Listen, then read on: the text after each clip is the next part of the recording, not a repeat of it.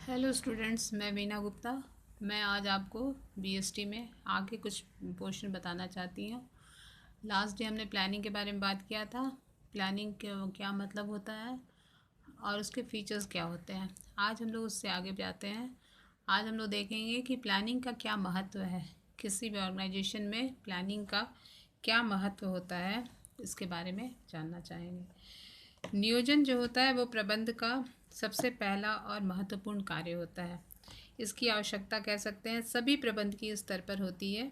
नियोजन के अभाव में किसी भी व्यावसायिक संस्था की सभी क्रियाएं अर्थहीन मानी जाती हैं।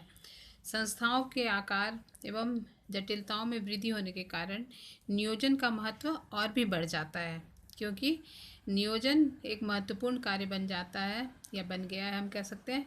क्योंकि आज व्यवसाय को एक ऐसे वातावरण में जीवित रहना पड़ता है जो अनिश्चित तथा निरंतर परिवर्तनशील है। नियोजन के अभाव में हम कह सकते हैं भविष्य की अनिश्चित घटनाओं का अनुमान लगाना असंभव नहीं तो कठिन जरूर है।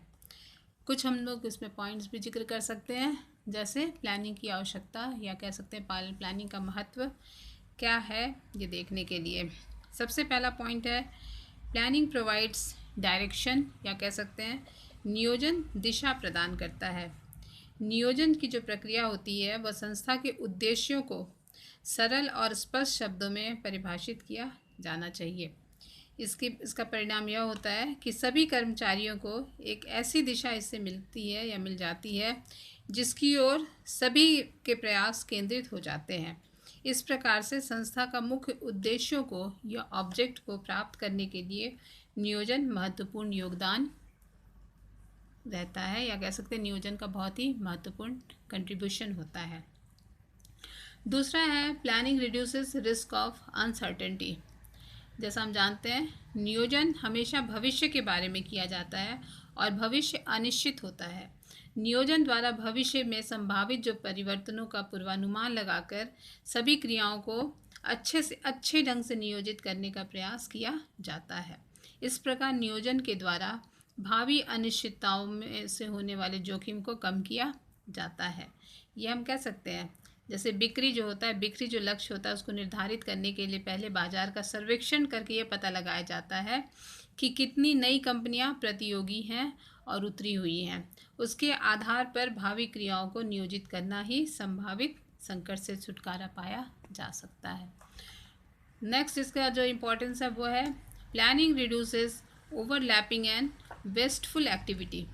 ये हम कह सकते हैं कि नियोजन आवश्यक क्रियाओं के छूटने व अपव्ययी क्रियाओं में होने वाले क्रम को कम करता है। नियोजन के अंतर्गत उद्देश्य प्राप्ति के लिए भावी क्रियाओं का जो निर्धारण किया जाता है या फ्यूचर के लिए जो निर्धारण किया जाता है, यह निश्चित हो जाता है कि कब, कहाँ, कैसे और क्यों किया जाना चाहिए। इसकी आवश्यकता जो होती है वो भ्रम की स्थिति को समाप्त कर देती है और ऐसी स्थिति में विभिन्न क्रियाओं का तथा विभागों का जो समन्वय होता है वो स्थापित हो पाता है और वो लोग कोऑर्डिनेशन से किसी भी संभावना को दूर करते हैं और अपने आवश्यक क्रियाओं का पूरा करने की कोशिश करते हैं, जिससे क्या होता है कि अव्यय या फिर वेस्टफुल क्रियाएं जो होती हैं वो नहीं होती हैं या नाम के बराबर होंगी। परिणामतः क्या होता है कि अव्यय शून्य हो जाता है और कुशलता बढ़ती है और लागतें जो होती है वो न्यूनतम आ जाती हैं। किसी भी ऑर्गेनाइजेशन का जो खर्च होता है वो न्यूनतम हो जाता है और अव्यय भी या वेस्टफुल से भी बचाया जा सकता है। नेक्स्ट है प्लानिंग प्रमोट्स इनोवेशन आइडिया, या कह सकते हैं इनोवेटिव आइडिया। इनोवेटिव आइडिया जो होता है वो नियोजन जो होता है वो नवीनतम विचार विकसित करता है। कैसे होता है? जैसा कि हम जानते हैं कि नियोजन के विभिन्न विकल्पों में से सर्वश्रेष्ठ का चयन किया जाता है। नियोजन में क्या किया जाता है, जो सर्वश्रेष्ठ होता है उसका चुना जाता है।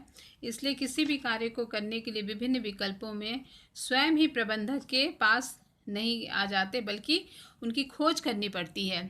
वो आसानी से नहीं मिलती, बल्कि उनका एक रिसर्च करते हैं, इनोवेशन करते हैं, उनकी खोज करते हैं। इस प्रयास में नए नए विचार सामने आते हैं और उनमें से अधिक निखार लाने के लिए उनकी गहराई से अध्ययन करते हैं। इस प्रकार नियोजन से प्रबंधकों में सोच विचार करने से शक्ति का संचार होता है और क्या होता है कि इनोवेशन और क्रिएटिविटी को बढ़ावा मिलता है, या हम कह सकते हैं नव प्रवर्तन और सृजनशीलता को भी बढ़ावा मिलता है। इस तरह से नियोजन नवीनतम विचारों को विकसित करता है। नेक्स्ट है नियोजन निर्णय में सहायक होता है, या हम कह सकते हैं प्लानिंग फैसिलिटेट्स डिसीजन मेकिंग, जो हम लोग पहले भी पढ़ चुके थे। डिसीजन मेकिंग, निर्णय का अर्थ निर्णय लेने की प्रक्रिया से है, जिसमें क्या होता है कि विकल्पों की खोज की जाती है और बेहतर विकल्प का भी चयन किया जाता है। जिससे क्या होता है, नियोजन के अंतर्गत निर्णय में लक्ष्य निर्धारित कर लिया जाता है और विभिन्न विकल्पों के मूल्यांकन के आधार पर उसे रखा जाता है। इस प्रकार नियोजन जो होता है वो निर्णय में सहायक होता है कि जो विकल्प उन्हें सही लगता है उसका चयन किया जाता है और वो डिसीजन मेकिंग काम करता है।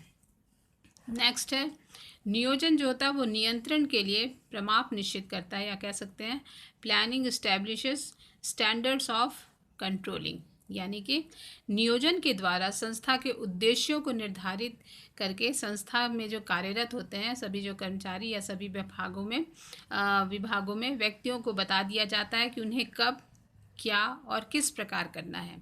उनका कार्य, समय, लागत आदि के बारे में स्टैंडर्ड्स निश्चित कर दिए जाते हैं, जिससे क्या होता है कि नियंत्रण में पूरा होने पर वास्तविक कार्य की तुलना प्रमापित कार्य के साथ करके उसमें डेविएशन का पता लगाया जाता है, जिससे क्या होता है कि ऋणात्मक विचलन आने से, यानी कि कार्य में जो कमी आती है अर्थात कार्य इच्छा अनुसार पूरा न होने पर संबंधित व्यक्ति को उत्तरदायी ठहराया जाता है।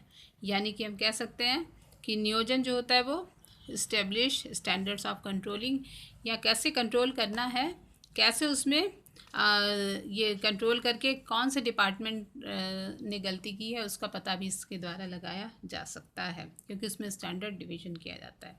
इस तरह से हम कह सकते हैं कि किसी भी ऑर्गेनाइजेशन में या किसी भी संस्था में प्लानिंग की आवश्यकता होती है, क्योंकि प्लानिंग में हम लोग पहले भी पढ़े थे कि प्लानिंग जो होता है वो मेंटल एक्सरसाइजेज होता है, जिसमें क्या करना है, कैसे करना है, किसके द्वारा करना है, कब करना है, ये डिसाइड कर लिया जाता है। और ये चूँकि फ्यूचर प्लानिंग होता है इसलिए कह सकते हैं कि किसी भी कार्य को करने के पहले ये डिसाइड कर लिया जाता है कि कैसे किसी कार्य को करना है, जिससे इफ़िशेंट और इफ़िशेंसी वे में कोई भी कार्य सही ढंग से किया जा सके।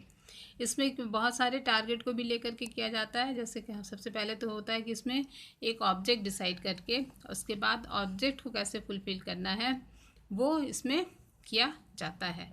ऑब्जेक्ट जो भी डिसाइड होता है उसके अनुसार कार्य का बंटवारा किया जाता है और कार्य को विभिन्न विभागों के द्वारा कैसे उसको फुलफिल करना है वो प्लानिंग के द्वारा आसानी से किया जा सकता है।